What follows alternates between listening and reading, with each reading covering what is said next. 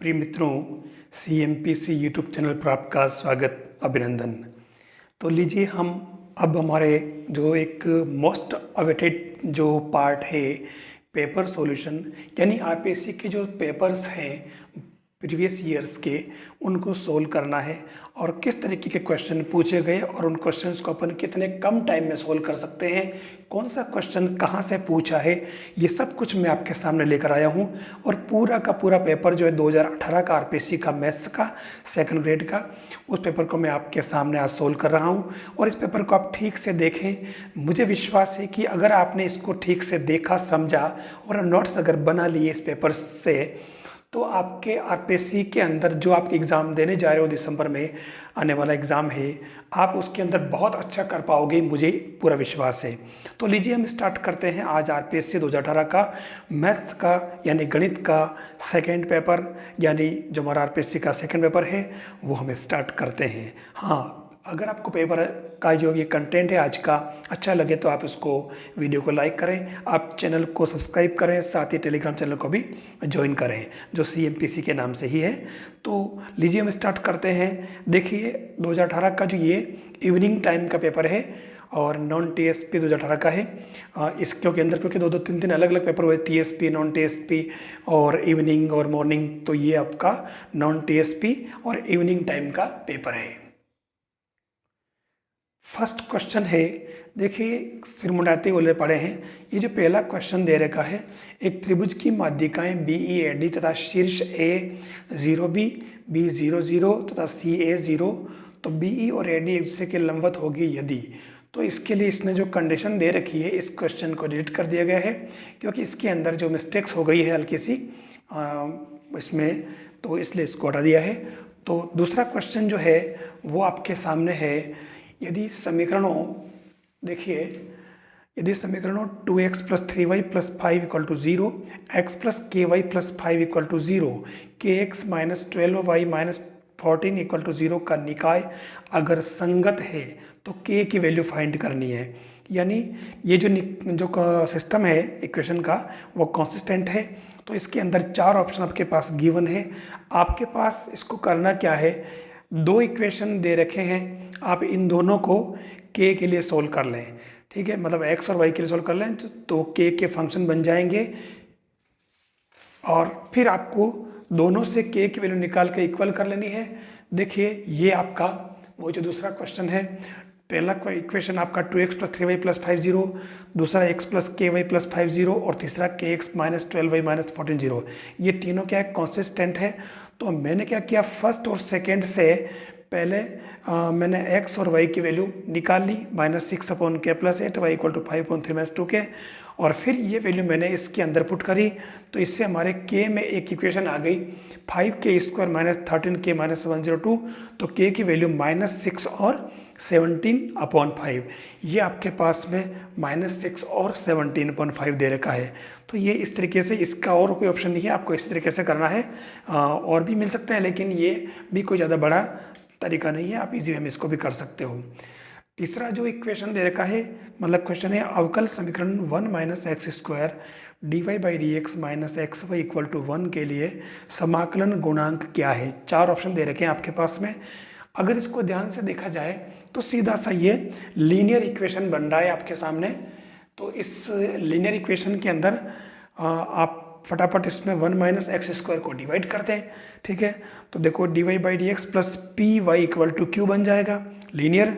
फिर इसने IF निकाला है, e power indication of pdx, p की वैल्यू पुट करिए -x/1 - x²।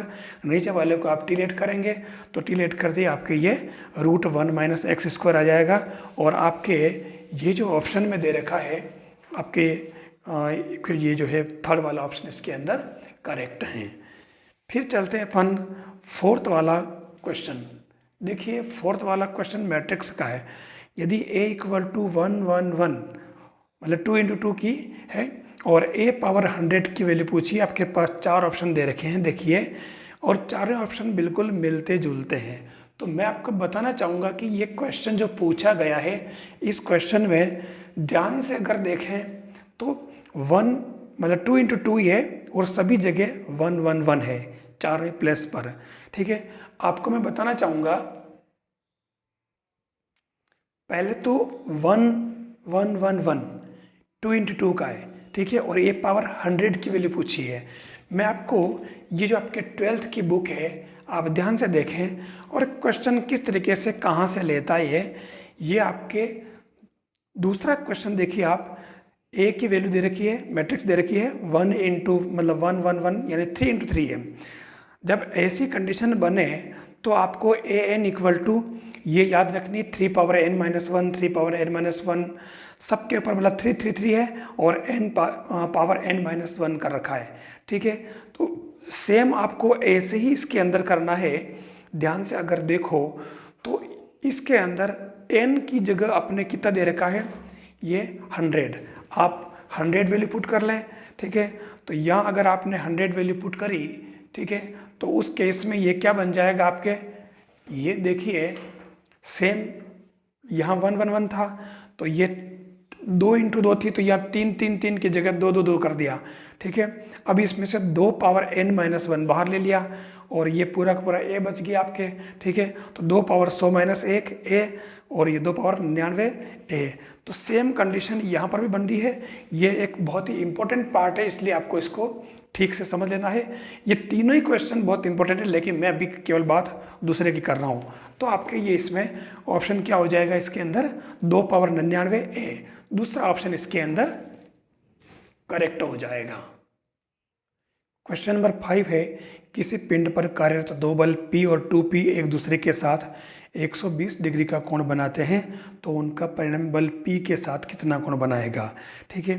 ये जो क्वेश्चन पूछा है ध्यान से अगर देखा जाए तो दोनों बल P और 2P है और 120 डिग्री का कोण बना रहे हैं। तो ये अगर आप ध्यान से देखें तो ये P और 2P बल हो गए और ये इन दोनों के बीच में कोण अल्फा है और ये परिणामी जो है ये इसके साथ में R, ये इनके साथ में P के साथ में थीटा बना रहा है। तो यहाँ अल्फा जो है आपके पास में कितना है, 120 डिग्री दे रखा है। तो tan theta equal to Q sine alpha upon P plus Q cos alpha से tan theta equal to 2p sine 120 upon P plus 2p cos 120, हमने 120 की वैल्यू इसके अंदर पुट कर दी है। आप देख लें तो ये कितना आ रहा है, इन्फिनिट आ रहा है। इसका मतलब ये हुआ कि थीटा कितना हो गया, π/2। तो ये इसके अंदर आपके थर्ड वाला जो ऑप्शन है मतलब क्वेश्चन है, इसमें आपके मतलब ये पांचवा जो क्वेश्चन है इसके अंदर आपकी ये 90 डिग्री आ जाएगा। ये आपके परिणामी बल P के साथ में 90 डिग्री कोण बनाएगा। नेक्स्ट क्वेश्चन 6 वाला कह रहा है कि x और y की वैल्यू दे रखी है आपके पास में टेबल में और कह रहा है कि x इक्वल टू 0 पर dy/dx का मान ज्ञात करना है। यहाँ पर क्या करना पड़ेगा, आपको 4 ऑप्शन दे रखे हैं। थोड़ा सा इसके अंदर कॉम्प्लिकेशन वाला मामला है। पहला इसका जो है आपके -13.5 इसका आंसर आएगा, लेकिन इसके लिए ये जो है आपके पास में न्यूटन ग्रेगोरी फार्मूला जो होता है, देखिए ये वाला Newton Gregory formula FA plus XH equal to FA plus XC1 delta FA plus यानी फॉरवर्ड है ना, XC2 delta square FA plus इस तरीके से दे रखा है। ये अगर अपन याद रहता है तो हम इससे हम एक पॉलिनोमियल निकाल सकते हैं y equal to x³ minus 3x plus 2 और उसके बाद अपन dy/dx निकाल करके वैल्यू निकाल सकते हैं। लेकिन थोड़ा सा काम कॉम्प्लिकेट होगा, इसलिए मैंने इसको पूरा सोल्व नहीं किया है। आप भी इसको ज़्यादा टाइम लग रहा है तो फिर आप इसको या तो डायरेक्ट फॉर्मूला याद है न्यूटन तो उसके अंदर आप पुट कर सकते हो, लेकिन बाकी थोड़ा सा कॉम्प्लिकेट होगा। एक क्वेश्चन कॉम्प्लिकेट पूछ लिया है तो ऐसे क्वेश्चन में अगर हो सके तो हम करके बढ़ जाए आगे, नहीं तो फिर इसको अपन ब्रेक करके आगे बढ़ना चाहिए, टाइम वेस्ट नहीं करना चाहिए। नेक्स्ट 7th वाला क्वेश्चन कह रहा है एक LPP का आधारी सुसंगत हल अपभ्रष्ट आधारी सुसंगत हल कहलाता है यदि 4 ऑप्शन दे रखे हैं। पहला कम से कम एक आधारी चर शून्य हो, दूसरा सभी आधारी चर शून्य हो, कोई भी आधारी चर शून्य नहीं हो और इनमें से कोई नहीं। तो ये पहला ऑप्शन इसका करेक्ट होगा, कम से कम एक आधारी चर शून्य हो। और LPP के बारे में मैं अभी इसके 3-4 जो लास्ट के अंदर जो मैंने वीडियो डाले हैं आप उसके अंदर मैंने बहुत ही स्पष्ट इसको बता रखा है। आप बिल्कुल ही आप डायरेक्ट देखेंगे शुरुआत में वीडियो के जहाँ मैंने आधारी सुसंगत हल बताया था उसके अंदर ये बात बता रखी है, आप इसमें कर सकते हैं। फिर 8वां क्वेश्चन कह रहा है निम्नलिखित में से कौन सी संख्या परिमेय है। देखिए परिमेय के लिए √3 प्लस या माइनस में या डिवाइड में नहीं होना चाहिए, ठीक है। sin 15 cos 15, sin 15, cos 15 और sin 15 cos 75। यहाँ अगर ध्यान से देखें तो sin 15 की वैल्यू हम जानते हैं √3 - 1/2 ये आपके अपरिमेय है। cos 15 की वैल्यू 2 + √3 ये भी अपरिमेय है। sin 15 cos 75 हमें इस दोनों को अलग अलग, इसको 45 - 30 और इसको 45 + 30 करके निकालना पड़ेगा, तो ये भी आपके अपरिमेय आएगा, ध्यान रखना, ठीक है। √3 उसमें कहीं ना कहीं आ ही जाएगा। लेकिन जो sin 15 cos 15 था, इसमें अब क्या करें, 2 का ऊपर नीचे गुणा भाग कर लें, तो इससे ये अंदर क्या बन जाएगा, 2 sin 15 cos 15 यानी कि sin 30 हो जाएगा। sin 30 की वैल्यू 1/2, तो ये परिमेय हो जाएगी। तो ये इस तरीके से दूसरा क्वेश्चन है, दिखने में बड़ा लगता है लेकिन वास्तव में इतना बड़ा होता नहीं है। नेक्स्ट क्वेश्चन है 9th वाला, अंतर्वेशन सूत्र निम्न आधार मूल्य मान्यता पर आधारित है कि डेटा को प्रदर्शित किया जाता है रैखिक फलन से, द्विघात फलन से, बहुपद फलन से और इनमें से कोई नहीं। तो आपको अगर याद हो तो मैं आपको मतलब इसके अंदर सही आंसर तो आपके ये बहुपद फलन होगा, और मैंने आपको बता रखा है कि ये चीज़ हम कहाँ से करते हैं। ये देखिए, इंटरपोलेटिंग पॉलिनोमियल्स, अंतर्वेशी बहुपद, यानी हमारे इसके अंदर सारे के सारे बहुपद के रूप में ही इसके अंदर काम में आते हैं। और मैंने जब इसके अंदर ट्रेपेजॉइडल वगैरह रूल्स बताए हैं तो उसके अंदर मैंने साफ साफ आपको बता दिया था इसके अंदर कि n की अलग अलग वैल्यू के लिए किस प्रकार का बहुपद इसके अंदर काम आता है। नेक्स्ट क्वेश्चन नंबर 10 है, निकाय Ax = b के सभी सुसंगत हलों के अवमुख समुच्चय का प्रत्येक चरम बिंदु होता है। ध्यान रखना, एक्सट्रीम वैल्यू की बात कर रहा है, एक्सट्रीम पॉइंट की बात कर रहा है ये कॉन्वेक्स सेट के। तो इसके अंदर 10th के अंदर हमारे पास 4 ऑप्शन गिवन है, और इन 4 ऑप्शन में से दूसरा वाला करेक्ट होगा, बेसिक फिजिबल सॉल्यूशन यानी कि आधारी सुसंगत हल, ठीक है ना। यानी कि निकाय Ax = b के सभी सुसंगत हलों के अवमुख समुच्चय का प्रत्येक चरम बिंदु आधारी सुसंगत हल होता है। डायरेक्ट ये आपके प्रमेय दे दी इसने। फिर क्वेश्चन नंबर 11 देखिए, एक बैग में 3 काली, 4 सफ़ेद और 2 लाल गेंदें हैं। ये कह रहा है कि अधिकतम 6 गेंदों का चुनाव जिसमें सभी रंगों की गेंदें हो कितने प्रकार से किया जा सकता है। देखिए, ये क्वेश्चन थोड़ा सा कॉम्प्लिकेट दे दिया है, लेकिन इसका एक आइडिया लगता है जो मैं आपको बताता हूँ। यहाँ इसने जो कहा है कि 3 बॉल, 3 तो ब्लैक, 4 वाइट और 2 रेड है, और ये कह रहा है कि अधिकतम 6 बॉल का चयन करना है। तो एक आइडिया लगेगा आपको कि अधिकतम 6 बॉल का मतलब न्यूनतम 0, यानी अपर लिमिट इसने बांध रखी है, तो न्यूनतम अधिकतम 6 बॉल लेनी है। अगर हमने इसमें से एक ले ली, ठीक है, और इसमें से मान लो, या इधर से स्टार्ट करें, जैसे इसमें से एक ले ली, ठीक है, और इसमें से एक ले ली, तो इसके अंदर से अपने को 6 करने के लिए पूरी 4 की 4 लेनी पड़ेगी, है ना। ऐसे ही इसमें से एक ले ली, और इसमें से अगर आपने 3 ली तो इसमें से आपके कितनी 2 लेनी पड़ेगी। फिर इसमें से आपने एक ले ली मान लो, और इसमें से आपने 3 ले ली, और इसमें से 3 ले ली।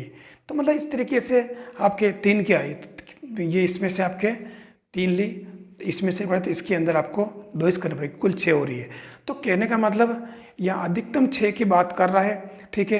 तो पहले तो ये जो कंडीशन बनी, यहाँ पे ये 4 बॉल ही है, ठीक है, यानी एक बार अपन अधिकतम 6 बॉल कितने प्रकार से ले सकते हैं, ये जो सिस्टम दिया ना, ये एक जनरल आइडिया दे रहा हूँ मैं। अधिकतम 6 बॉल लेनी है, उसके बाद न्यूनतम अपने को अधिकतम से नीचे उतर के 5 ले सकते हैं, 4 ले सकते हैं, 3 ले सकते हैं, 2 ले सकते हैं, एक से और 0 ले सकते हैं।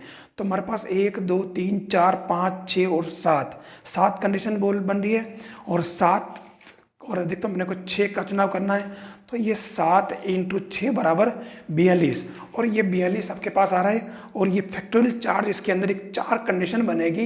इस हिसाब से अपन एक आइडिया लगा सकते हैं कि ये इसका पहला ऑप्शन करेक्ट है। नेक्स्ट क्वेश्चन दिया इसने, समुच्चय A B such that 2a² + 3b² = 35, A B belongs to Z, जहाँ जेड पूर्ण संख्याओं का समुच्चय है, के अवयवों की संख्या होगी। पहली बात तो मैंने 3 पेपर में पीछे भी बताया आपको ये ध्यान रखना होगा कि इसमें हिंदी वर्जन में एक वर्ड गलत बता रही है, पूर्ण संख्याओं का समुच्चय है, जबकि अंग्रेजी में लिखा है इसने इंटीजर्स। ध्यान देना, ये पूर्ण नहीं है, ये पूर्णांकों का समुच्चय है, ध्यान रखना, ठीक है ना। तो इसलिए हिंदी से इंग्लिश वर्ड जरूर देखना चाहिए अपने को। अब यहाँ 4 ऑप्शन दे रखे हैं, 2, 8, 4, 12, ठीक है। हमें यहाँ क्या करना है, जो सेट दे रखा है, देखिए ये 2a² + 3b² 35 है, या इंटीजर्स है z, पूर्णांक नहीं है, पूर्णांक है ना, पूर्ण संख्या नहीं है। मैंने इससे a² = 35 - 3b² 2 निकाल लिया। मैंने जब इसके अंदर b की वैल्यू +-1 रखी, ठीक है ना, तो इधर +-4 आ रहा है, ठीक है ना, a = +-4, ठीक है। कैसे आप देख लो, भले रख करके देख लो आप। ऐसे b की वैल्यू मैंने +-3 रखी, तो उस केस में a की वैल्यू +-2 आ रही है, इससे बाहर कोई वैल्यू नहीं जा रही है, आप भले रख के देख सकते हैं। इससे बाहर जो सेट बनेंगे, देखिए आप, कुल 8 सेट बन रहे हैं, ठीक है। 1 को अपन को +-4 दोनों के साथ लेना पड़ेगा, -1 को भी दोनों के साथ, ऐसे ही +3 को दोनों के साथ, दोनों टू के साथ में, और -3 को भी दोनों टू के साथ में, प्लस और माइनस, इससे कुल 8 सेट बन रहे हैं। तो ये आपके इसके अंदर जो है सेकेंड वाला ऑप्शन करेक्ट होगा। फिर चलते हैं हम 13वां। ये कह रहा है कि बर्नौली बंटन में P और Q क्रमशः सफलता और असफलता की प्रायिकता को प्रदर्शित करते हैं, तो बंटन में माध्य व प्रसरण के मध्य संबंध होगा। देखिए, इसके लिए एक बहुत ही अच्छा तरीका है। पहली बात तो प्रसरण और माध्य का सूत्र आपको नहीं मिलेगा कहीं, मैंने अलग तरीके से यहाँ लिखा हुआ है, आप देख लें। माध्य x बार तो लिखा है मैंने क्या, NP, और प्रसरण लिखा है σ² = NPQ। अब आप अगर ध्यान से देखें तो इसके अंदर, अगर हम इसके अंदर क्या करें, n की वैल्यू ले ले, सपोज अपन ने n ले लिया 5, ठीक है, और p ले लिया अपन ने कितना 1/2, और q भी ले लिया मैंने 1/2, हो सकता है, ठीक है ना। आपको पता है कि p + q = 1 होना चाहिए। अब यहाँ पे प्रसरण की वैल्यू अगर निकालें, मतलब माध्य की, तो ये कितना हो जाएगा, 5 × 1/2, और ऐसे आप प्रसरण भी निकाल लें तो ये क्या हो जाएगा, 5 × 1/2, 1/2, तो 5/4। आप देख लो कि x बार तो आपके आ रहा है 5/2, यानी कि 2.5, लेकिन ये लगभग 1 पॉइंट, और ये कितना 7.5। तो देख लो कौन ज़्यादा हुआ, आपके माध्य ज़्यादा हुआ। तो अब आप कह सकते हो एग्जाम्पल की बेस पे कि यहाँ पर ये इसका दूसरा ऑप्शन करेक्ट होगा, माध्य बड़ा होगा प्रसरण से। फिर चलते हैं हम क्वेश्चन नंबर 14 में कहा, एक ठोस धातु के बड़े बेलन जिसकी त्रिज्या व ऊंचाई समान है को पिघलाकर 48 छोटी गेंदों में परिवर्तित किया गया। एक गेंद और बेलन की त्रिज्या का अनुपात क्या होगा। आपके पास 4 ऑप्शन दे रखे हैं। सीधी सीधी बात है, इसने क्या किया, बेलन को किसके अंदर कन्वर्ट किया है, गोले के अंदर। तो ये देखिए, बेलन का आयतन आपके बराबर n × गोले का आयतन, एक छोटी गेंद का आयतन, n इसलिए कि n गेंदों की संख्या यहाँ पे, तो n आपके पास तो 48 हो गया, πr² h की जगह, क्योंकि h और त्रिज्या और ऊंचाई दोनों बराबर है, तो मैंने h को भी r लिख दिया, πr3, 48 4/3 πr3, और इससे आपके ये पाई से पाई कैंसिल, और ये r कितना आ गया, 1/4, यानी 1:4 जो आपके पास में चौथा ऑप्शन दे रखा है इसके अंदर। फिर हम चलते हैं क्वेश्चन नंबर 15। क्वेश्चन 15 में देखें आप, निम्न में से कौन से अंतर्वेशन सूत्र में अंतर संकारक प्रयुक्त नहीं होता। ठीक है, मैंने आपको न्यूटन का, बेजल का, स्टर्लिंग का, लैग्रांज का सबका बताया। अंतर संकारक का जो बहुत ही, देखो कितना सिंपल क्वेश्चन पूछ लिया है, इस बुक से बड़े क्वेश्चन नहीं पूछे हैं। ये जो बुक है आपके पास में, इससे बहुत भारी भरकम क्वेश्चन नहीं पूछे हैं, इसके अंदर ध्यान रखना, सीधे सीधे थ्योरी बेस्ड क्वेश्चन पूछे हैं। तो चौथा ऑप्शन इसके अंदर करेक्ट होगा। आप बुक में देख सकते हैं, आपको क्लियर मिल जाएगा कि उसके अंदर डिफरेंस ऑर्डर का यूज नहीं किया है। ये देखिए, Lagrange interpolation formula for unequal intervals, equal दोनों के लिए, दोनों के अंदर सेम ही है। देखिए आप यहाँ पर अंतर संकारक कहीं पर भी वो डेल्टा फॉरवर्ड या बैकवर्ड नज़र नहीं आ रहा है। फिर चलते हैं अपन क्वेश्चन नंबर 16। इसके अंदर इसने x/2 - 3/x² के विस्तार में x4 का गुणांक, तो ये एक बिल्कुल सिंपल सा क्वेश्चन पूछा है। हालांकि इस क्वेश्चन को डिलीट कर दिया गया है। इसके अंदर पहला वाला ऑप्शन करेक्ट मानना था, लेकिन इसके अंदर 406 कर दिया। यहाँ 405 किया जाए तो इसका आंसर आएगा, यानी कि सही आंसर इसका जो आएगा वो ये आएगा 405/256। तो इसके अंदर ये 405 की जगह ऊपर 6 कर दिया है और इस वजह से इसको हटा दिया है। फिर चलते हैं अपन क्वेश्चन नंबर 17 पर। क्वेश्चन नंबर 17 में अगर ध्यान से देखें तो इसके अंदर 10वीं की बुक से क्वेश्चन पूछा, ये कोऑर्डिनेट से दो बिंदुओं 3, -1 और 8, 9 को मिलाने वाली रेखा को सरल रेखा ये किस अनुपात में काटती है। तो सीधा सीधा क्वेश्चन है, सिंपल, ज़्यादा बड़ा नहीं है। जनरली और बहुत सारे तरीके हो सकते हैं, जैसे ये वो रेखा है जो y - x + 2 = 0 है। ए और बी दोनों बिंदु 3, -1, 8, 9 हो गया। अब आप आर अंत विभाजन का सूत्र लगा दें तो ये आपके पास 8 λ + 3/λ + 1, 9 λ - 1 λ + 1 आ गया। इससे ये कोऑर्डिनेट आप इसमें पुट कर दें तो आपके पास लैम्बडा की वैल्यू आ गई 2/3, ठीक है। और इससे आपके λ/1 क्या आ जाएगा 2/3, यानी कि 2:3, जो आपके इसमें दे रखा तीसरा ऑप्शन जो करेक्ट है। नेक्स्ट क्वेश्चन है, यदि d² y/dx² + sin x = 0 हो तो इस अवकल समीकरण का हल क्या होगा। हम इसको अगर सोल्व करें तो दो इधर, क्योंकि इसने 0 कर दिया, क्यों कांस्टेंट कर दिया है, तो उस केस में हमारे पास कोई दिक्कत नहीं है। इसको अपन आईजीए में 2 बार इंटीग्रेशन करते हमारा काम हो जाएगा। ये देखिए d² y/dx² + sin x = 0, एक बार इसका इंटीग्रेशन किया तो dy/dx + sin x का -cos x, ये कांस्टेंट आ जाएगा c1। फिर इसका एक बार और किया तो dy/dx हो जाएगा y, आप चाहे तो dx उधर कर दें, बात एक ही है। और ये हो जाएगा माइनस का sin x, ठीक है। इसका c1x प्लस एक और कांस्टेंट जुड़ेगा c2, तो इससे y = क्या आ गया आपके sin x + c1x + c2। ये आपके y = sin x + c1x + c2 इसका करेक्ट आंसर हो जाएगा। नेक्स्ट 19 वाला जो क्वेश्चन है, वक्र a² / x² - b² / y² = 1, इसके लिए y अक्ष के समांतर अनंत स्पर्शियाँ क्या होगी। लघुत्तम लिया आपने और x² और y² को अलग अलग कर दिया। देखिए ये कर रखा मैंने इसको, a² y - b² x² = x² y²। इसके अंदर दो कंडीशन निकाली मैंने। पहले तो मैंने y² कॉमन लेने के लिए फर्स्ट टर्म ये, और उसको x² y² को दोनों को साथ में ले लिया, इसको और इसको y² कॉमन ले लिया। फिर y² का गुणांक 0 करने से हमारे a² - x² = 0 आ जाएगा, x = ± a, और यही हमारे y अक्ष के समांतर अनंत स्पर्शी हो जाएगी।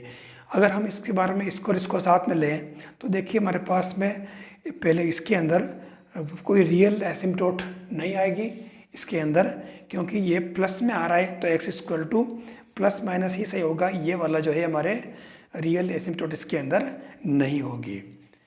फिर हम क्वेश्चन लेते हैं 20 वाला। 20 में कह रहा है कि यदि a + b + c = 0, mod of a = √37, mod of b = 3, mod of c = 4, तो b और c के मध्य कोण क्या होगा। देखिए क्वेश्चन इतना सिंपल सा दिया है इसने। आपको क्या करना है, जो आपके पास दे रखा है ये तो ठीक है कि इसने यहाँ b और c के मध्य कोण दे रखा है, ठीक है ना। तो हम b और c के लिए सबसे पहले क्या करेंगे, हम b और c को साथ रख करके और इस a को उधर शिफ्ट कर देंगे तो -a हो जाएगा। फिर मैं दोनों तरफ इसका स्क्वायर कर दूंगा तो ये mod of b² mod of c² plus में और प्लस 2b.c = a²। हमारे पास b² c² इन सब की वैल्यू है, वैल्यू पुट कर दी हमने। तो इससे cos थीटा क्या आ गया 6/12, यानी थीटा = π/3। हमारे पास ये सारी चीज़ें गिवन है, कोई दिक्कत ही नहीं, तो हम इसको आराम से कर सकते हैं। अब यहाँ ये तो ठीक है कि इसने मतलब बी और सी की बात की थी, लेकिन अगर इसकी जगह ये मान लो अगर ए और बी के लिए पूछता तो हम सी को पक्षांतर कर लेते हैं। अगर ये बी और सी की बात तो इसने की है, ए और सी की बात करें तो बी, और ए और बी के लिए करें तो सी कर देंगे।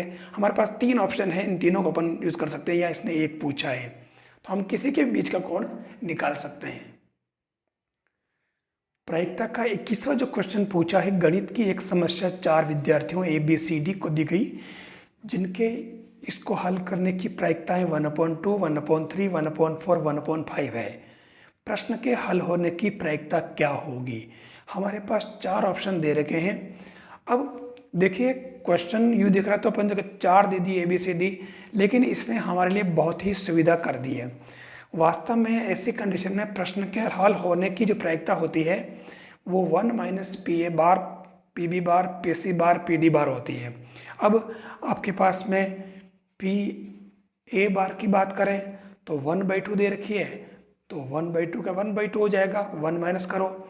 B दे रखा है आपके पास में कितना, ये 1/3, तो आप इसमें PB बार क्या निकालेंगे, 2/3। ऐसे ही 1/4 दे रखा है तो PC बार आपके 3/4 हो जाएगा, और ये 1/5 तो 4/5 हो जाएगा, ये 4/5। तो ये इस तरीके से इसके अंदर वैल्यू पुट करती है। आप देखें सारी चीज़ें बेचारी कट गई है, 1 - 1/5 यानी कि 4/5। तो ये आपके चौथा ऑप्शन इसका करेक्ट हो जाएगा, 4/5 इसके अंदर आंसर आ जाएगा। नेक्स्ट क्वेश्चन दिया, यदि एक HP का mवां पद n और nवां पद m हो तो rवां पद क्या होगा? आपके पास 4 ऑप्शन दे रखे हैं। इन 4 ऑप्शन में से तो हमें सोल्व तो देखो करना ही पड़ेगा। यहाँ इसने HP की बात की है, हम HP को AP के अंदर कन्वर्ट कर लेते हैं ताकि हमारे a + m - 1d = 1/n हो जाएगा, a + n - 1 = 1/m हो जाएगा। इसको अगर अपन सोल्व करेंगे तो a और d के दोनों सेम वैल्यू आ जाएगी, 1/mn 1/mn। इसने rवां पद पूछा तो rवां हो जाएगा a + r - 1 × d। हमने a और d की वैल्यू पुट कर दी तो इससे हमारे पास r/mn आ गया। ठीक है, तो ये हमारे r/mn किसका है, AP का rवां पद है। हमें HP का निकालना है, तो HP का जो rवां पद क्या हो जाएगा, इसी को उल्टा कर दें आप, mn/r। तो ये आपके पहला ऑप्शन करेक्ट है, mn/r। क्वेश्चन नंबर 23 है, सारणी यानी कि एक तरह सारणिक दे रखी है B + C, C + A + B, A + B, B + C, C + A, ABC। इसका मान है।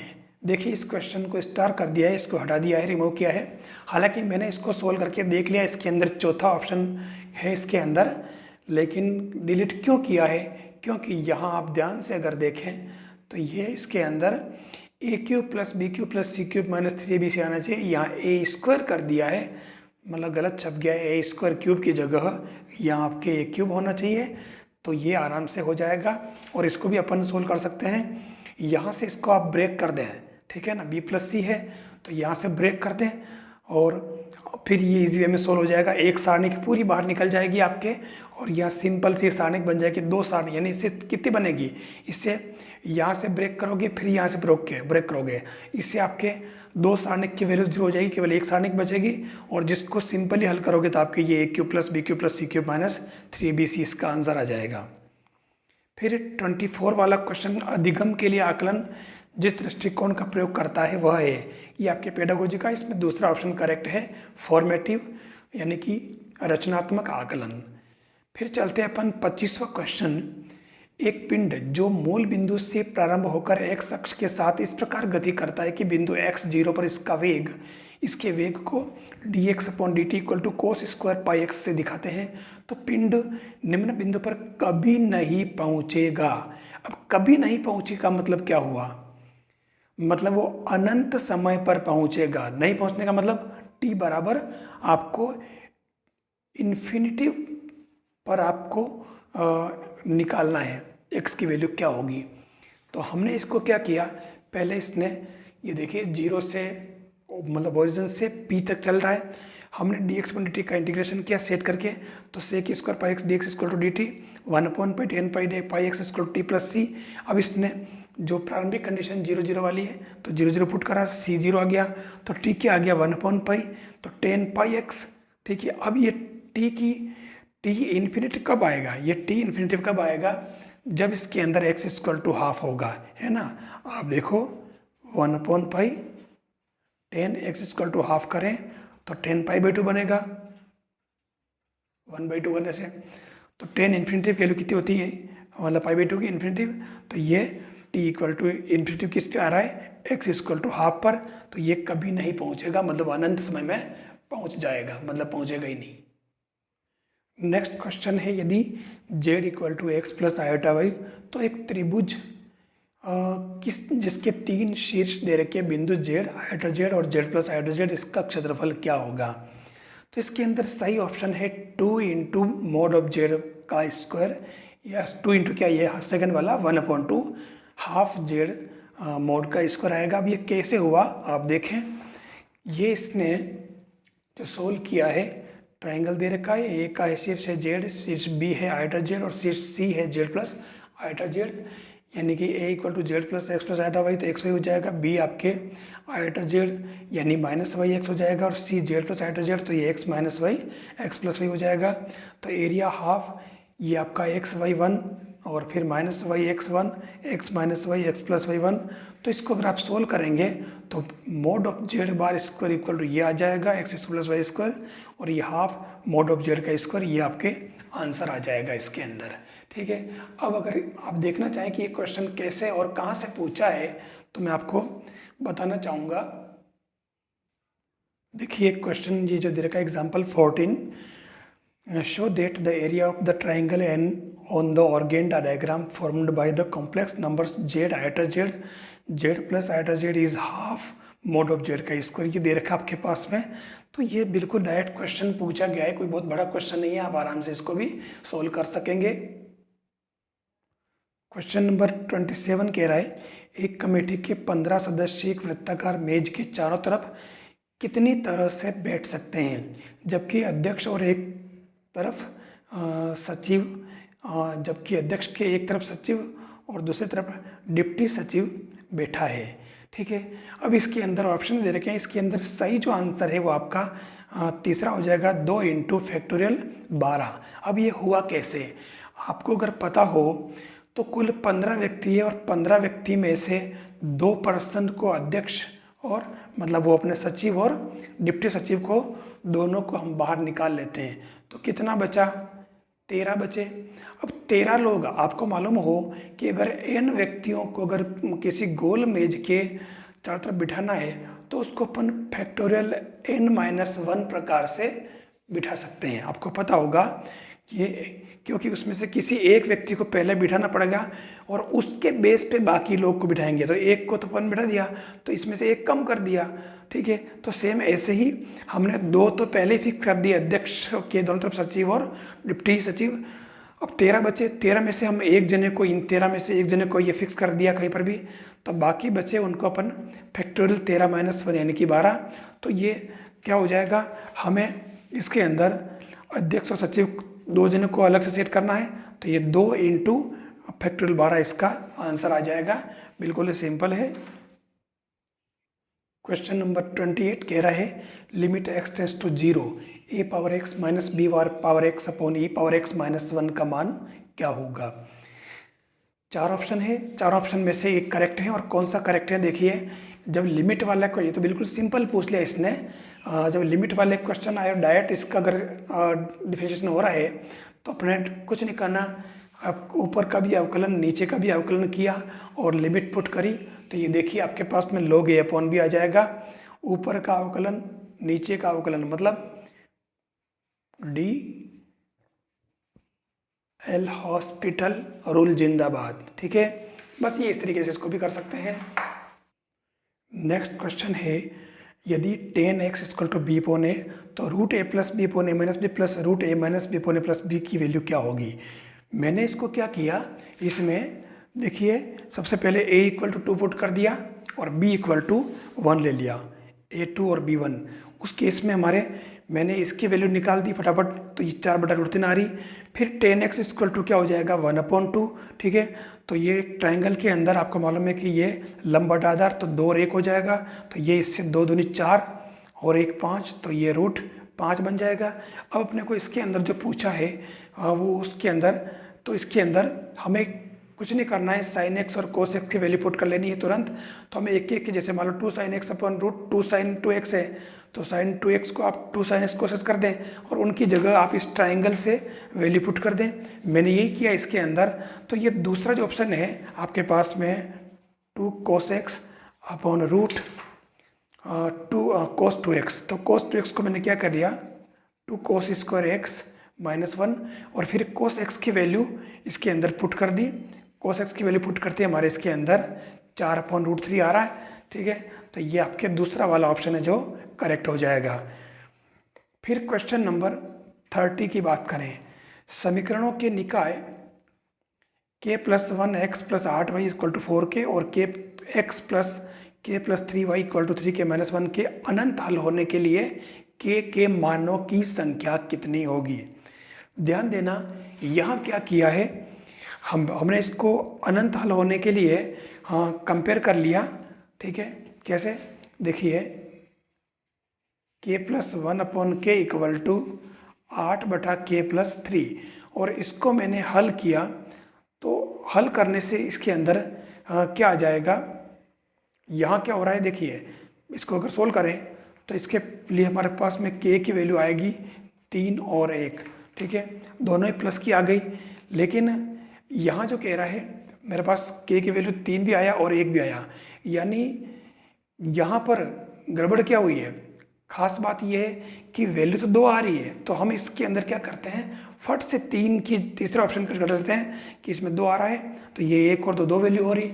लेकिन वास्तव में ये इसमें k is not equal to 3 है। ध्यान रखना, k की जगह अगर 3 रखा जाए तो यहाँ पर अनंत हल नहीं होंगे, यहाँ केवल k = 1 पर ही अनंत हल हो रहे हैं। सबसे खास बात ध्यान रखें यहाँ पे, ठीक है। तो इसलिए इस 3 को अपने को इरेज कर देना है, केवल a की वैल्यू रखनी है और इसलिए हमारे पास में इसमें ये दूसरा ऑप्शन करेक्ट है।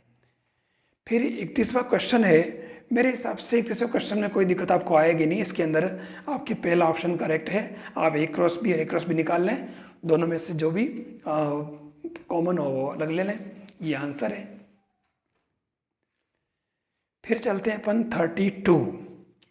यहाँ कह रहा, अच्छी तरह से फेंटे हुए ताश के 52 पत्तों में से एक ताश की पत्ती निकाली गई। एक जुआरी शर्त लगाता है कि यह पत्ता या तो पान का होगा या इक्का होगा, तो जुआरी की शर्त जीतने के विपक्ष में संयोगानुपात क्या होगा। तो सबसे पहली बात तो अपन जो क्वेश्चन नंबर 32 है इसके अंदर पी पान या पी इक्का, जब कभी पान या इक्का की बात करें तो पान होंगे हमारे पास 13/52 प्लस इक्के होंगे 4/52। लेकिन इसके अंदर सबसे खास बात है कि इक्का इसके अंदर भी शामिल हो गया है, तो एक बार इसको अपन बाहर निकाल लें। तो इससे जो हमारे पास फाइनल जो आएगा वैल्यू वो कितनी होगी, 13 4 17, 17 में से 1 गया, ठीक है। तो कितना 16/52, इसको काट दो आप 4 से, तो ये 4 और 13, तो 4/13 आ गई इसके।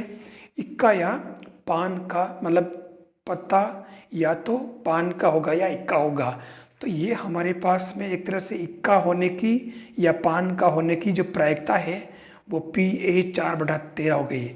तो PA बार क्या होगा, ये हो जाएगा आपके 13 में से 4 गए तो 9/13। अब यहाँ इसने पूछा क्या है, विपक्ष में संयोगानुपात, ठीक है। तो विपक्ष में संयोगानुपात अगर निकालना है तो 1 - PA/PA आपको कर लेना है, ध्यान रखना। तो 1 - PA का मतलब 1 - 9/13 और ये 9/13, तो इससे आपके पास में ये 4/13/9/13, तो 4:9 आ जाएगा। तो इसके अंदर आपके ये जो सही आंसर है, अच्छा इसने पूछा क्या, जितने की विपक्ष में, तो ये उल्टा हो जाएगा आपके पास में 9:4, जो आपकी पहला ऑप्शन इसके अंदर आ रहा है। फिर चलते हैं हम क्वेश्चन नंबर 33। P + 4 P + 14 तीनों अभाज्य संख्याएं हैं, ध्यान देना। तो उस केस में p के कितने मान होंगे। अच्छा, एक बात मैं कहना भूल गया, देखिए अपने ऊपर वाला जो क्वेश्चन था, सबसे खास बात ये वाला, ठीक है, इसके अंदर आपको ध्यान रखना, क्योंकि यहाँ तो इसने विपक्ष में पूछ लिया है। तो आपको बता देता हूँ मैं, जब पक्ष की बात करें तो ये PA/1 माइनस PA बार होगा, ठीक है। और अगर विपक्ष की बात करें तो ये होगा बार वाला, मतलब एक तरह से ऊपर रह जाएगा। ये 1 माइनस कर रखा बार ही है ना। ये तो है विपक्ष का, मतलब एक तरह से PA बार अपॉन PA, ये तो क्या हुआ विपक्ष का, और PA अपॉन PA बार ये क्या होगा पक्ष का। ये आपको ध्यान में रखना होगा, ठीक है, भूल नहीं जाए, इसलिए मैंने इसको फिर से रिपीट कर दिया, क्योंकि क्वेश्चन पक्ष का भी पूछ सकता है और विपक्ष का भी पूछ सकता है, इसलिए आपको ध्यान रखना होगा। यहां जो कह रहा है कि तीनों ही संख्याएं अभाज्य है, ठीक है। हम एक काम करते हैं, देखिए यहां इसने क्या किया है, हम इसके अंदर हमारे पास p है, p+4 है और p+14 है। हम p = 1 पुट करें तो यहाँ पर आएगा 1 5 15, अभाज्य नहीं है। p हमने 2 पुट किया तो 2 6 16, अभाज्य नहीं है। p हमने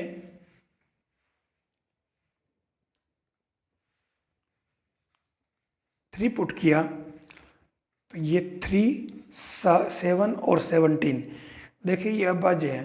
फिर p अगर 4 पुट किया, ठीक है ना, तो p 4 पुट करने में हमारा आ रहा 4 8 और 18, यानी केवल एक ही बैठ रहा है।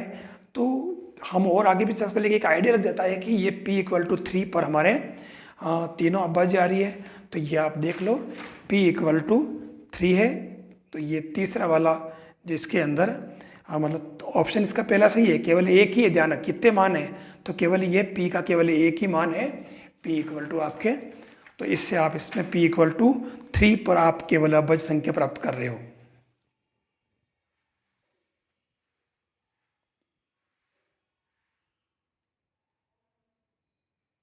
नेक्स्ट जो है 34 वाला, पाठ योजना के 5 पदी उपागम के प्रवर्तक कौन थे। तो इसके अंदर आपको पता है पहला वाला ऑप्शन करेक्ट है, हर्बर्ट, पेडागोजी क्वेश्चन है। दूसरा है गणित के इकाई परीक्षण में प्रश्न पूछा गया कि व्यंजक 4x³ + 17y में y का गुणांक है, ठीक है, जैसे A3 B2 C 17y D। तो देखो ये ऑब्जेक्टिव क्वेश्चन पूछा है, तो ये एक तरह से आपके अंडरस्टैंडिंग का है, अवबोध का है, तो ये दूसरा ऑप्शन इसके अंदर करेक्ट है। 36 वाला जो क्वेश्चन है वो इसने देखो डायरेक्ट न्यूटन कॉट्स सूत्र पूछ लिया है। ये कह रहा है न्यूटन कॉट्स सूत्र n = 2 के लिए कौन सा देता है, तो आपको रूल्स सारे याद रखने होंगे इसके अंदर। n = 2 के लिए ये सिम्पसन का 1/3 रूल देता है आपको। ये तीनों n = 1 के लिए, 2 के लिए, 3 के लिए आपको इसको याद कर लेना है। फिर चलते अपन 37 वाला क्वेश्चन। क्वेश्चन नंबर 37 है, यदि अल्फा बीटा द्विघात समीकरण ax² + bx + c = 0 के मूल हो तो समीकरण जिसके मूल अल्फा + 1/बीटा और बीटा + 1/अल्फा है। तो इसके अंदर पहला ऑप्शन इसके अंदर करेक्ट है। और ये हुआ क्या, कुछ नहीं, देखो दो मूल दे रखे हैं आपके पास, इसको आप अल्फा मान लें, इसको बीटा मान लें, तो कुछ नहीं, इसके अंदर दोनों का पहले अपन ने प्रोडक्ट निकाल लिया, ये मतलब सम निकाल लिया, alpha + beta + alpha + beta alpha beta, और इसमें अल्फा + बीटा की वैल्यू पुट कर दी, अल्फा + बीटा = -b/a और अल्फा बीटा = c/a, ये वैल्यू पुट कर दी इसके अंदर, ठीक है। और इससे हमारे अल्फा + बीटा यानी कि मूलों का योग तो आ गया -bc + a/ac, और मूलों का जो गुणनफल आया है वो आपके आ रहा है c/a + 2 + अल्फा मतलब a/c। दोनों जब आ गए इसके अंदर, इसके बाद में हमने x² माइनस जो अपना ओरिजिनल फॉर्मूला होता है alpha dash + beta dash x + alpha dash beta dash = 0, हमने मूलों का योग और मूलों का गुणनफल यहाँ पुट किया, तो हमारे पास ये आ रहा है। इसको अगर सोल्व करेंगे तो ये हमारे पास पहला जो ऑप्शन है वो AC x² + a + c bx + a + c = 0 इसमें अंदर आ जाएगा।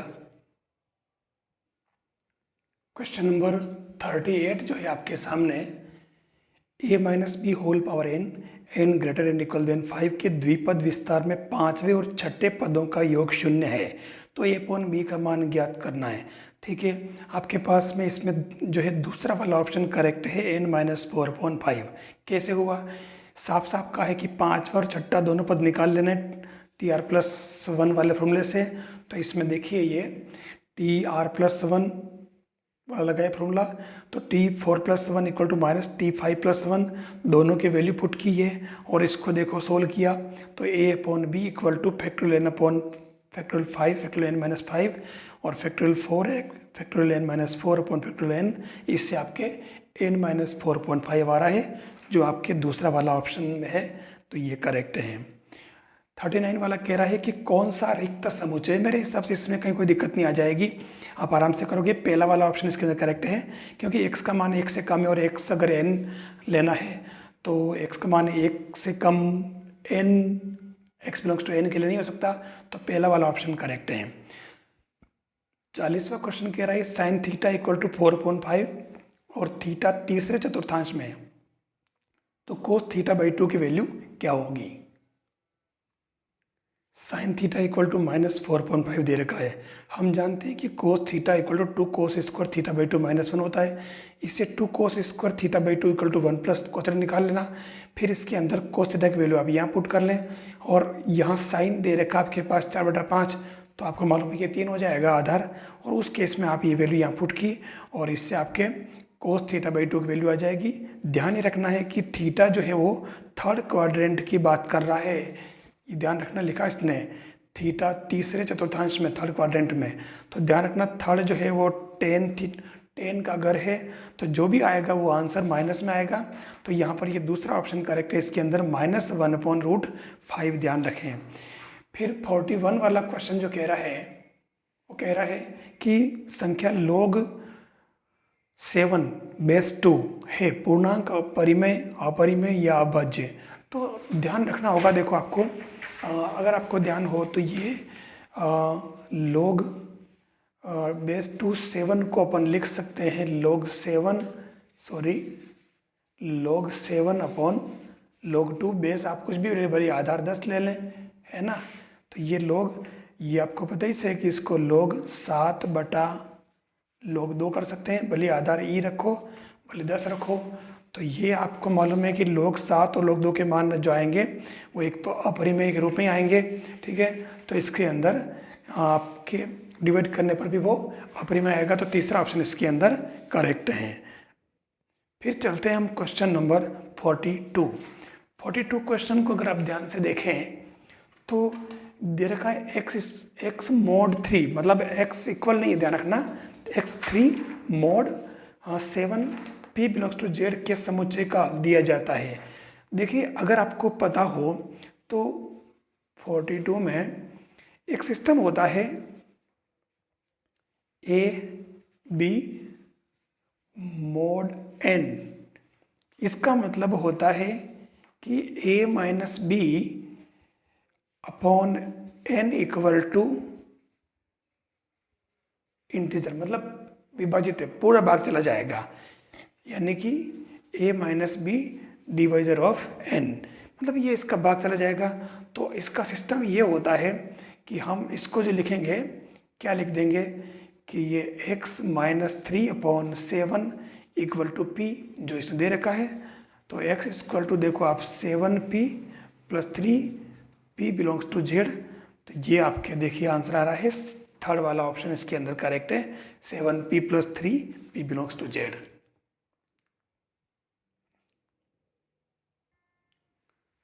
फोर्टी 43 वाला क्वेश्चन क्या, W किलोग्राम भार एक 2 हल्के धागों के सारे लटका है जो लंबवत रेखा के साथ 30 डिग्री और 60 डिग्री का कोण बनाते हैं, तो धागों में तनाव होगा। 43 का थर्ड वाला ऑप्शन करेक्ट है। वास्तव में ये लामी थ्योरम का क्वेश्चन है, मैंने आपको करा रखी है लामी थ्योरम। और ये देखिए T1 और T2 तनाव वाले धागे हैं और 30 डिग्री लंबवत रेखा के साथ में और 60 डिग्री और W भार दे रखा है नीचे। तो T1 जब निकालेंगे तो T1 के लिए क्या हो जाएगा आपके साइन और ये वाला कोण पूरा, ये यहाँ से यहाँ तक कोण T1 के लिए इसके सामने वाला, तो ये 90 प्लस 30 हो गया, और ये T2, तो ये T2 निकालेंगे तब ये पूरा कोण आएगा, ये वाला T2 के लिए ये पूरा कोण आएगा, ठीक है। तो ये 90 डिग्री प्लस ये कितना 60, तो साइन 90 प्लस 60 बराबर W। तो W की बात करें तो W के लिए बाकी के दोनों के बीच का कोण तो 60 और 30 90, ये साइन 90। इससे हमारे पास देखो T1 इक्वल टू √3.2W और T2 1/2W, इसके अंदर आंसर आ जाएंगे। लामिथ्योरम क्वेश्चन है, बिल्कुल सिंपल, देखते ही रहने की जरूरत नहीं, सिंपल जो कॉन्सेप्ट है वो हमें ध्यान में रखने होंगे। एक बात मैं कहना चाहूँगा, देखिए मैंने इन क्वेश्चंस के लिए बहुत प्रयास किया है, कौन सा क्वेश्चन कहाँ से लिया, मैंने बहुत ज़्यादा इस पर मेहनत की है, और ये मेहनत पूरी की पूरी आप लोगों के लिए है, आप अपने RPSC के एग्ज़ाम में अच्छा कर सको इसके लिए। तो मैं आपसे ये पूछना चाहूँगा कि आपको ये कंटेंट कैसा लग रहा है।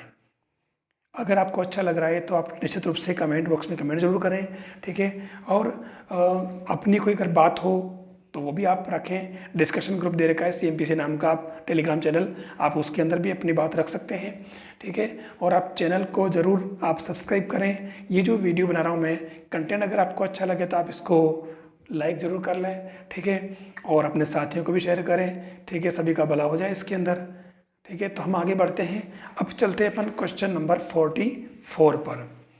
देखिए द्वितीय ऑर्डर अंतर समीकरण दिया ना, Pn+2 -1 + APn+1 + APn = 0, मैंने इसको yn के रूप में लिखा हुआ है।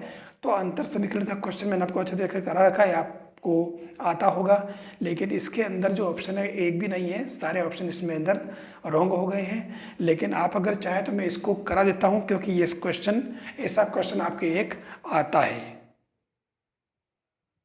ये देखिए Pn+2 है, Pn+1 और Pn है, तो मैंने इसका एक सिंपल क्या सहायक समीकरण कहते हैं ना, वो लिख दिया e² - 1 + AE + A, और इसको सोल्व किया तो e की वैल्यू 1 और a आ गई, और इसको लिख दिया, जो पहला सॉल्यूशन था उसके पावर n कांस्टेंट है, प्लस दूसरा सॉल्यूशन था उसके पावर भी n और b लिख दिया, ये इसका आंसर है। लेकिन ये आंसर इसके अंदर किसी के अंदर भी नहीं दे रखा है, और इस वजह से ये आपके इस क्वेश्चन को हटा दिया गया है। 45वां क्वेश्चन आपके पेडागोजी का है, और इसके अंदर तीसरा ऑप्शन करेक्ट है, आप इसको भी कर सकते हो।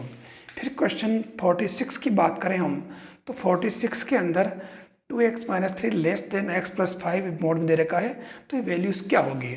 तो देखिए इसके अंदर भी हम सोल्व कर सकते हैं इसको, अगर सोल्व करें तो कुछ नहीं, 2x - 3 होल स्क्वायर < x + 5, इसको भी आप कर दें होल स्क्वायर। फिर इसको अगर सोल्व करेंगे तो 3x² - 22x - 16 < 0 हो जाएगा, और उस केस में x < 8, x < -2.3, तो ये देखिए आपके पास में -2.8 और 8 दोनों इसके अंदर आंसर आ रहे हैं, तो आप इसको भी कर सकते हो। फिर 47 वाला जो क्वेश्चन कह रहा है, यदि z एक समिश्र संख्या है, complex number, then z⁻ inverse z⁻ का मान क्या होगा। तो सीधा सीधा क्वेश्चन इसके अंदर 1 आंसर हो जाएगा। वास्तव में ये z इनवर्स की तरह है, तो उसके वैल्यू 1 हो जाएगी, कोई विशेष बात नहीं। क्वेश्चन नंबर 48 कह रहा है, यदि फलन f अंतराल 0-1 पर निम्न प्रकार से परिभाषित है, f(x = 0 यदि x परिमेय है और 1 यदि x अपरिमेय है, रेशनल और इरेशनल की बात कर रहा है, तो f समवर्त अंतराल 0-1 पर है। ये रीमान समाकलन का आंसर क्वेश्चन है, और इसके अंदर जो सही आंसर है पहला ऑप्शन करेक्ट है, रीमान समाकलन नहीं है। अब ये कैसे हुआ, आपको इसके अंदर UFP और LFP निकालने होंगे। देखिए ये मैंने निकाला है, UFP = σr = 1 to n, ये डेफिनेशन इसकी MR XR - XR - 1 = σ1, ठीक है। MR उच्चक जो है इसका, क्योंकि इसमें 0 और 1 दे रखा है, तो उच्चक इसका 1 है, तो 1, और फिर ये 1 - 0 इसका 1 आ रहा। लेकिन LFP अगर निकालेंगे, ध्यान देना, तो इसके अंदर भी सेम वही, खाली ये निम्नक बैठेगा यहाँ, इन्फिमम, ठीक है ना, MR XR - XR - 1 = तो ये 1 की जगह 0, क्योंकि ये परिमेय और अपरिमेय के लिए आपके पास दे रखा है 1 और 0, है ना, ये दिया इसने क्लियर। जब अपरिमेय है, मतलब परिमेय तो 0, तो उस कंडीशन में ये सेकेंड वाले में परिमेय बन रहा है, अपरिमेय ये, तो ये इस वजह से इसके अंदर 0 लिख दिया है, 1 की जगह ये इस MR की वैल्यू, है ना, स्मॉल एम आर 0 और capital M R equal to 1। तो ये देखिए ये 1 आ रहा, ये 0 आ रहा, और इसलिए ये रीमान समाकलन नहीं है। फिर देखिए क्वेश्चन नंबर 49।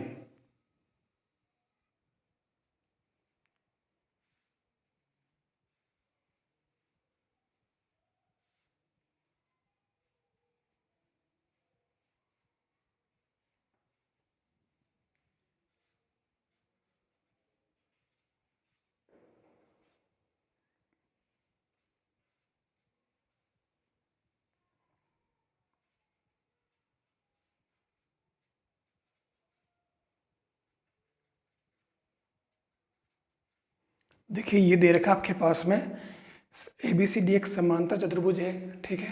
तो ये आपके समांतर चतुर्भुज पैरेललोग्राम भुजाएं AB और AD, ठीक है। ये AB और ये AD दोनों दे रखी, 2i + 4j - 5 के i + 2j + 3 के दोनों दे रखे हैं। और ये कह रहा है A भुजा AC की दिशा में 21 दिशा है। ये A जो है वो AC की दिशा में 21 दिशा है। तो अपने को इसने A का मान पूछा है। आपको मालूम है इसके अंदर कुछ नहीं, त्रिभुज नियम लगा दिया है। ध्यान से अगर देखें तो ये आपके क्या हो जाएगा, AC जो होगा वो AB + BC हो जाएगा। मतलब A इक्वल टू क्या हो गया, AB + AD, क्योंकि BC और आपके AD दोनों बराबर है, ठीक है। तो ये आपके A जो आया वो क्या आ गया, 3i + 6j - 2k। अब आपको निकालना इसके अंदर 21 सदिश, ठीक है ना, मतलब ये वाला के वाला निकालना है, ठीक है। तो ये क्या बन जाएगा, सदिश अपॉन सदिश A का परिमाण। तो ये इसके अंदर आपके आ जाएगा 1/7, क्योंकि 3 * 9 है ना। ऊपर तो एज इट इज रहेगा, ये 3i + 6j - 2k, और नीचे क्या बनेगा, 3 × 9 + 36 + 4, यानी कि 3i + 6j - 2k अपॉन कितना, 7। तो ये आपके इसके अंदर आंसर आ रहा है। आप देख लें ऑप्शन नंबर 4 वाला 1/7, 36 - 2, 36 - 2 7 ये है। फिर क्वेश्चन नंबर 33, 51 नंबर क्वेश्चन। एक M×N परिवहन समस्या का अनअपभ्रष्ट आधारित सुसंगत हल प्राप्त करने के लिए अरिक्त कोष्ठकों की संख्या होनी चाहिए। तो पहला ऑप्शन डायरेक्ट क्वेश्चन दे दिया इसने, M + N - 1 के बराबर होनी चाहिए। क्वेश्चन नंबर 52 कह रहा है, यदि फलन f(x = 2x - sin 1x upon 2x + tan 1x x ≠ = 0 अपने प्रांत के प्रत्येक बिंदु पर संतत यानी कंटिन्यूस है, तो f0 का मान डायरेक्ट लिमिट, क्योंकि f0 इसने पूछ लिया है तो डायरेक्ट लिमिट सोल्व करें इसकी लिमिट लेकर के। तो मैंने इसमें क्या किया, इसका वही अपने एक ही बात, DL हॉस्पिटल नियम जो है जिंदाबाद, दोनों का अवकलन कर दिया। देखो ऊपर नीचे, तो ये 2 - f(x) आया ना, f(x) = 2 - 1/√1 - x² अपॉन 2 + 1/1 + x², इसमें x की वैल्यू पुट कर दी 0, तो ये 1/3 इंचेस के अंदर आंसर आ रहा है। फिर क्वेश्चन नंबर 53 अगर देखें तो समकेंद्रीय वृत्तों जिनका केंद्र बिंदु 1, 2 है के समूह के लिए अवकल समीकरण फैमिली ऑफ कर्व का दे रखा है। तो ये 12वीं क्लास का जो अवकल समीकरण का पार्ट है नोवा वाला, उसके अंदर दे रखा है। डायरेक्ट इसके अंदर आपको dy/dx जो इसको आपको सोल्व कर लेना है, तो आपको इसके अंदर ये आंसर मिल जाएगा। ये आपका दूसरे का मतलब दर्पण का दूसरा ऑप्शन इसके अंदर करेक्ट है। फिर इसने क्वेश्चन नंबर 54 पूछा है, गणित की किसी एक ही शाखा के विभिन्न प्रकरणों के मध्य संबंध सहसंबंध कहलाता है। तो इसमें आपके पहला ऑप्शन करेक्ट है, कोलेटरल कोरिलेशन पहला वाला है। फिर चलते अपन 55वां क्वेश्चन, इसको आप देखें। ये कह रहा है आपके उस बिंदु का बिंदु पथ ज्ञात कीजिए जिसकी दो बिंदुओं 3 0 - 3 0 से दूरी का अंतर 4 हो, ठीक है। वास्तव में ये बिंदु पथ क्या होगा, आप देखें क्वेश्चन नंबर 55 कह रहा है, यानी इसके अंदर जो है, अगर देखो डायरेक्ट तो कुछ खबर नहीं पड़ रही कि बिंदु पथ क्या होगा, लेकिन इसने दो बिंदु दे रखे और किसने कहा कि इनका अंतर 4 है।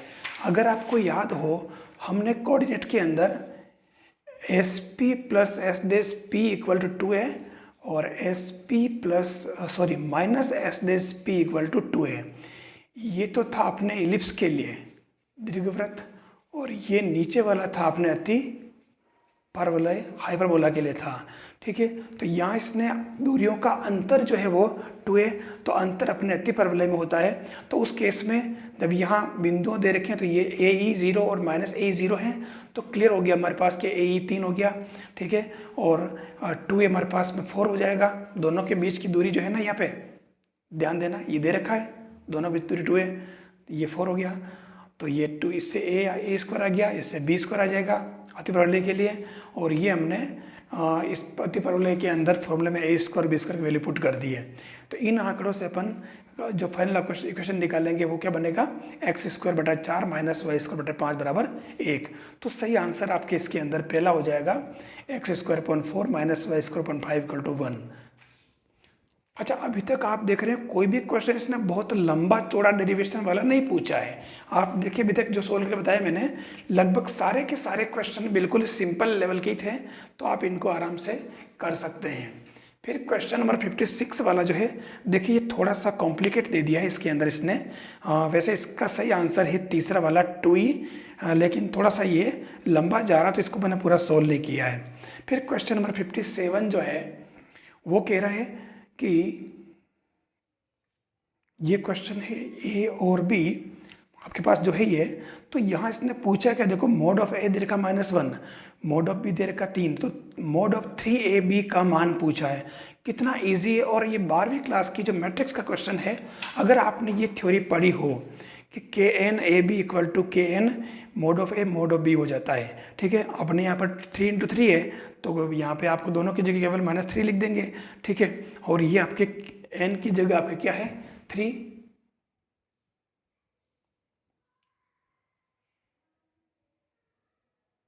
तो ये n3 रख दिया, k आपके 3 है। ठीक है, तो उस केस में आपके ये माइनस का एग्रेस से इसका आंसर आ जाएगा।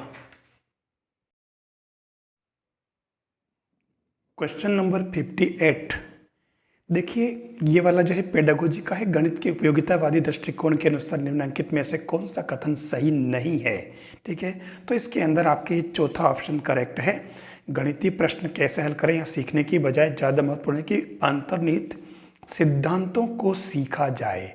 और ये प्रश्न हमारे आरपीएससी के एग्ज़ाम को क्लियर करने के लिए बहुत ज़्यादा इम्पोर्टेंस रखता है, क्योंकि इसने कितना क्लियर बात कही है कि प्रश्नों कैसे हल करें यह सीखने की बजाय उसके अंतर्निहित सिद्धांत को समझना जरूरी। और मैं आपको यही बताना चाहता हूँ पूरे पेपर के अंदर कि आप उसकी थ्योरी को अगर आपने समझ लिया तो उस पर आए हुए क्वेश्चन को आप आराम से कर लेंगे।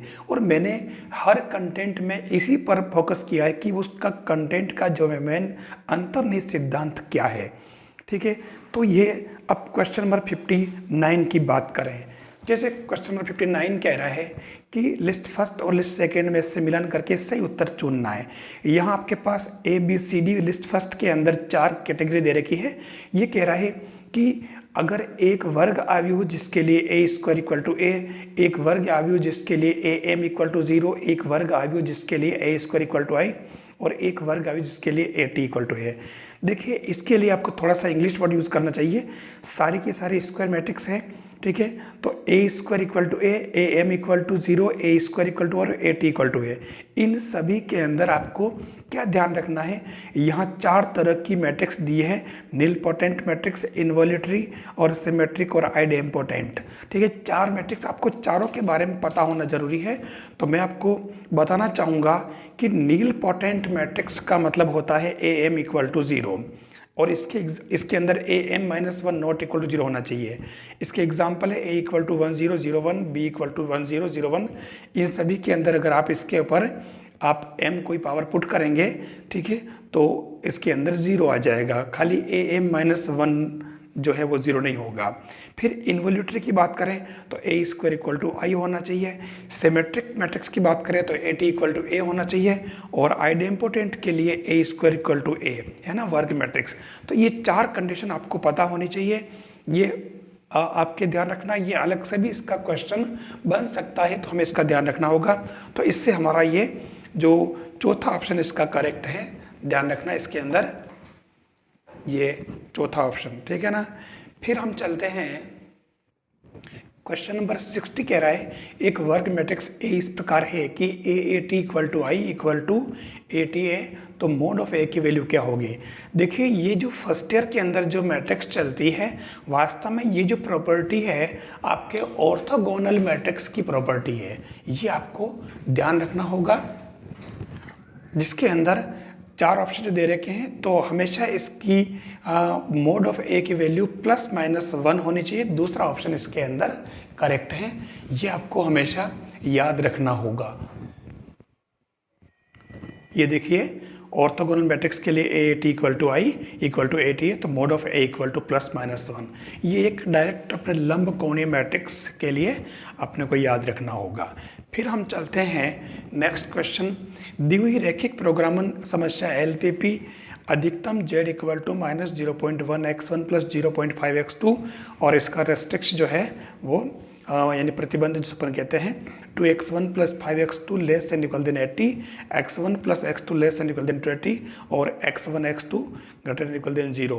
तो इस्तेमाल ज्ञात करने के लिए x1 x2 के मान क्या होंगे। तो इसके अंदर हमारे को x1 और x2 की वैल्यू पूछी है और ये वो वैल्यू है जिस पर आपका z मैक्सिमम होना चाहिए। तो यहाँ तीसरा ऑप्शन करेक्ट है, इसके अंदर 0.16 पर z की वैल्यू मैक्सिमम होगी और आपके इसमें x1 equal to 0 x2 equal to 16 होगा।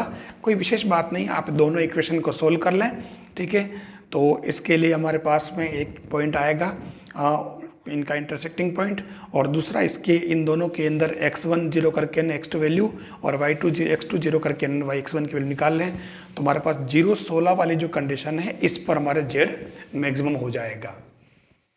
अगला क्वेश्चन दिया है दो वृत्तों x² plus Y square plus 2x plus 3y plus 1 equal to 0 और x² plus Y square plus 4x plus 3y plus 2 equal to 0 के मध्य उभयनिष्ठ जीवा कॉमन कॉर्ड की लेंथ पूछी है, ठीक है। हमारे पास दो वृत्त दे रखे हैं, हम सबसे पहले क्या करें एक कॉमन डायग्राम इसका बना लेते हैं। दोनों वृत्त, पहले वृत्त का केंद्र O और ये -1 -3/2 हो जाएगा, -g -f से अपन सेंटर निकालना जानते हैं, मैंने बता रखा है। और O' दूसरे वृत्त का केंद्र है वो -2 -3/2 है, ठीक है। अब यहाँ एक ध्यान रखने वाली बात है, देखो आपका y जो कोऑर्डिनेट है वो सेम है।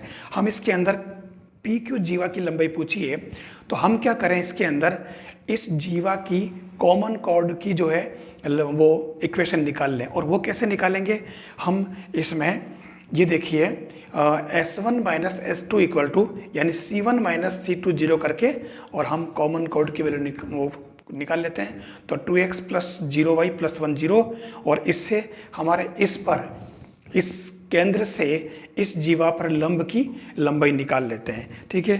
तो ये O -1 -3/2 से इस पर लंब की लंबाई हाफ हो गई, ठीक है।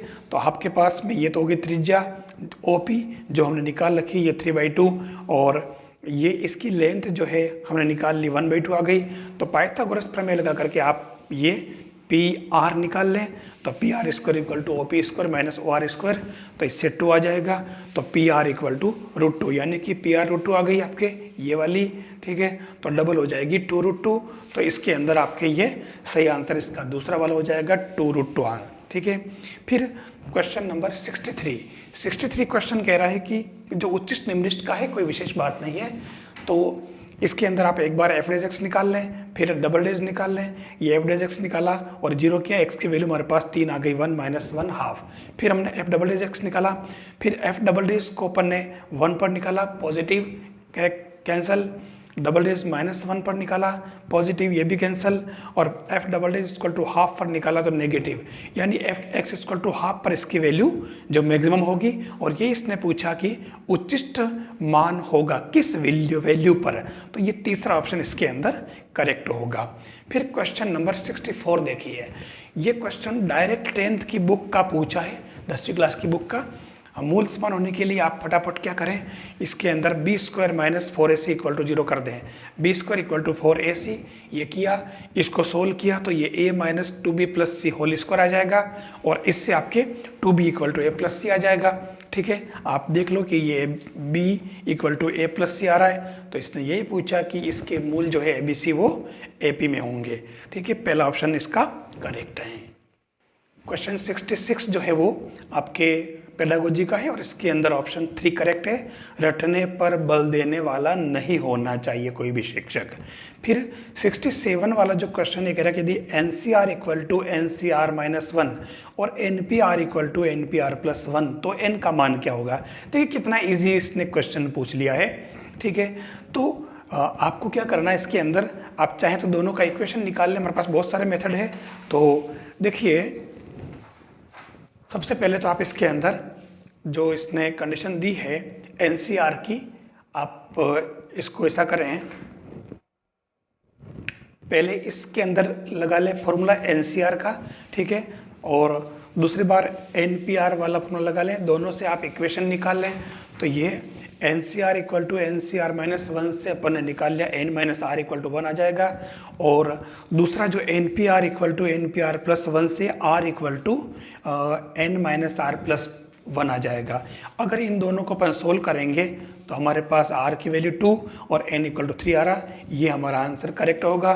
तो ये इसके अंदर 67 का जो आपका पहला ऑप्शन करेक्ट है। फिर क्वेश्चन नंबर 68 की बात करें। देखिए क्वेश्चन लगता है बहुत लेंदी है लेकिन है बिल्कुल सिंपल। ये कह रहा है n एक सम संख्या है तथा x square plus 1/x whole power n के विस्तार में मध्य का पद जो है वो 924x पावर 6 है, तो n का मान क्या होगा। या इसने पहले कह दिया कि n क्या है, सम। अब जब n सम है तो इसके अंदर पदों की संख्या एक अधिक होती है, n प्लस 1, ठीक है। हम TR plus 1 equal to NCR a power n minus r b power r मतलब फॉर्मूला अप्लाई कर लेते हैं, और इसी कंडीशन में r इक्वल टू हमारे यहाँ पर n/2 प्लस 1 हो जाएगा, क्योंकि मध्य पद का जो फॉर्मूला होता है वो n/2 प्लस 1 हो जाएगा। तो n/2 x स्क्वायर a की जगह और b की जगह 1/x और n की जगह अगर n/2 है तो हमारे दोनों की पावर जो है वो हमारे कितनी n/2 हो जाएगी। और हम x की पावर, इधर इसकी वैल्यू क्या पूछी, 924 x पावर 6 मतलब दे रखी है, पूछी नहीं दे रखी है। ये देखिए 924 x पावर 6, हमारे को 924 से कोई काम नहीं है, हमें x की पावर से कंपेयर करके हमारा काम हो जाएगा। तो देखिए x की पावर n/2 है या x की पावर 6 आ रहा, तो हमने n/2 इक्वल टू 6 लिया, n इक्वल टू 12 आ जाएगा। तो हमें बहुत कैलकुलेशन का काम बहुत कम है, ध्यान रखना। मैं आपको एक बार फिर से कहना चाहूँगा, अगर आप कोई क्वेश्चन कर रहे हैं, आप RPSC के एग्ज़ाम में बैठे हैं और आप क्वेश्चन कर रहे हैं, आपको लग रहा है कि क्वेश्चन सोल्व करते करते 4, 5 या 6 स्टेप तक पहुंच गए लेकिन अभी तक भी आपको मंजिल दूर लग रही है, ध्यान रखना, अगर आपकी कैलकुलेशन बहुत ज़्यादा बढ़ रही है, आप तुरंत वहां क्लोज कर दें और आप रुक जाएं, आप उसका प्रोसेस फिर से देखें, क्योंकि कोई भी लंबा क्वेश्चन आपके इसके अंदर नहीं पूछा जाता है, ये ध्यान रखना होगा। 69 वाला क्वेश्चन पेडागोजी का है, ब्लूम की टैक्सोनॉमी से पूछा है और इसके अंदर चौथा जो ऑप्शन वो करेक्ट है, मूल्यांकन वाला। 70 वाला कह रहा निम्नलिखित में से कौन सी दृश्य सामग्री का उदाहरण नहीं है, तो ये इसके अंदर भी चौथा ऑप्शन है, रेडियो। 71 वाला ये भी पेडागोजी का है, ये भी इसके अंदर ही पूछा है कि यह विचार की प्रभावी अधिगम इफेक्टिव लर्निंग है ना, सिर्फ सामाजिक संदर्भों में ही संभव है, यह दृष्टिकोण व्यक्त करता है। तो इसके अंदर चौथा ऑप्शन है लिव वाइगोत्स्की का।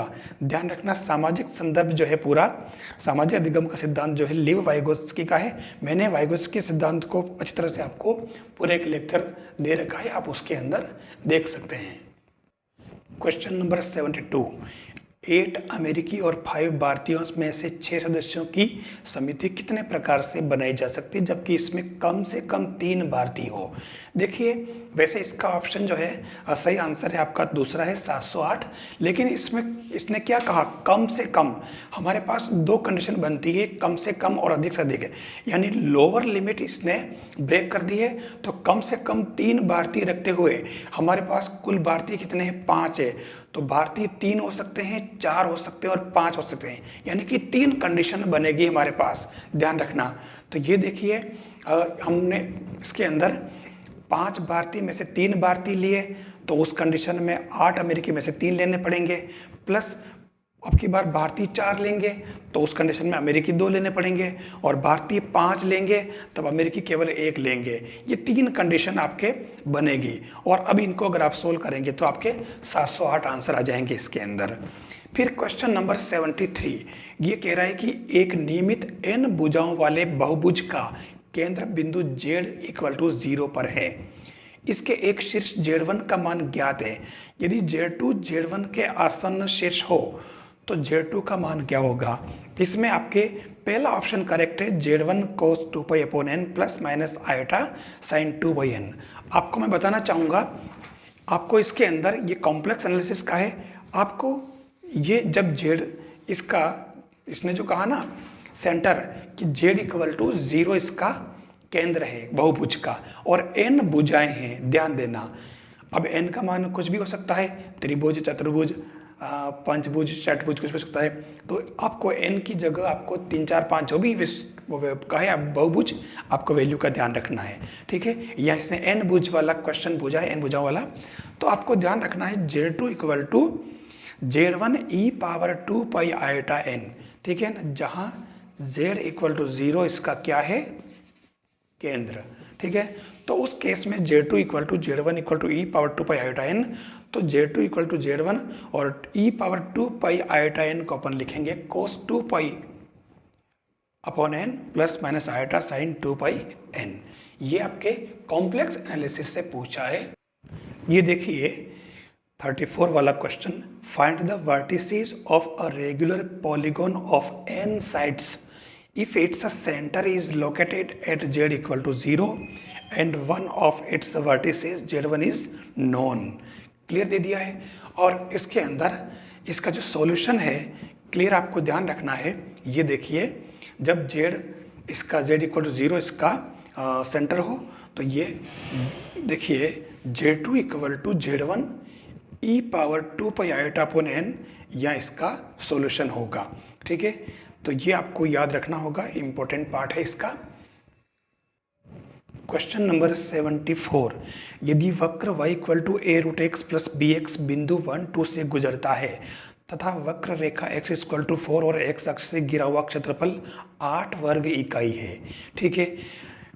जैसे ही क्वेश्चन देखते हैं हमें लगता है ये क्षेत्र कलन का है, क्वाड्रेचर का, तो हम फटाफट इसका इंटीग्रेशन करके लिमिट देखने की कोशिश करते हैं, ठीक है। लिमिट भी हमारे पास दे रखी है, कर्व दे रखा है और इसने क्षेत्रफल दे दिया, तो हमारे दिमाग में तुरंत आएगा कि एक बार तो अपन इसको बिंदु 1, 2 से गुजार देंगे और 1, 2 से गुजारेंगे तो हमारे पास में ये 2 equal to a plus B आ जाएगा, ठीक है।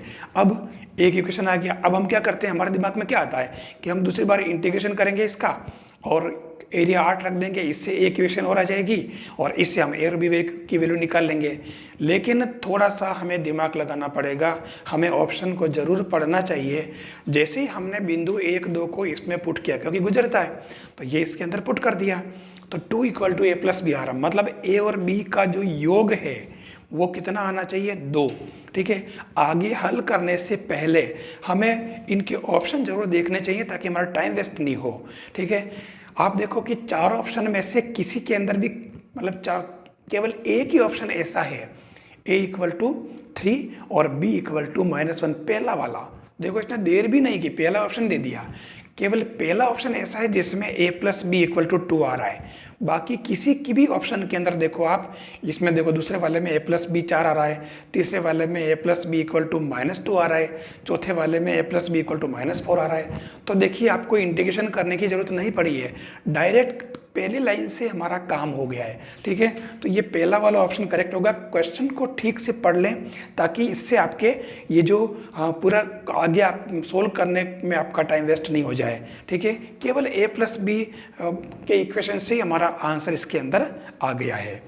फिर क्वेश्चन नंबर 75, यदि x equal to a cos 40 plus b sin 40 तो d² x अपॉन dt² का मान क्या होगा? पहला ऑप्शन है -16x, दूसरा 16x, तीसरा x और चौथा -x। कुछ नहीं है, इसका 2 बार आप डिफरेंशिएशन कर लें और d² x अपॉन dt² आ जाएगा। डायरेक्ट क्वेश्चन पूछ लिया है। ये देखिए x equal to 4 cos 40 plus b sin 40, तो x क्या आ जाएगा? -4 sin 40 plus 4b sin 40 cos 40, और डबल एज निकालोगे तो ये ये 4 फिर से बाहर आ जाएगा, -16 cos 40, और फिर ये cos का अवकलन माइनस में आ जाएगा, ये माइनस हो जाएगा और 4 एक और आ जाएगा, तो 16 बी साइन 40, आप -16 कॉमन ले लें तो आपके फिर से ये x बन जाएगा। बस देख लीजिए x डबल डेज के आ गया माइनस का 16x। तो ये आपके दूसरा वाला ऑप्शन इसके अंदर, दूसरा क्या, पहला वाला ऑप्शन इसके अंदर माइनस में आ रहा ना, तो पहला वाला ऑप्शन इसके अंदर करेक्ट है। इस तरीके से ये आपके क्वेश्चन नंबर 1 से लेकर के 75 का जो सिस्टम है मैंने आपको बताया। ये फर्स्ट पार्ट के अंदर आपको 75 क्वेश्चन को बहुत अच्छे तरीके से मैंने बताने का प्रयास किया है। आप इनको कंप्लीट करें, आपको क्वेश्चन नंबर 76 से 150 तक का जो पार्ट सेकंड के अंदर आपको मिलेगा, ताकि वीडियो बहुत बड़ा नहीं हो जाए। अगर आपको वीडियो अच्छा लगे तो आप इसको लाइक ज़रूर करें, आप चैनल को सब्सक्राइब करें जो CMPC के नाम से आपका अपना चैनल है, और टेलीग्राम चैनल जो CMPC है आप उसको भी ज्वाइन करें, ताकि आप अपनी बात को रख सकें और आपकी प्रॉब्लम्स को क्विकली सोल्व किया जा सके। थैंक्स।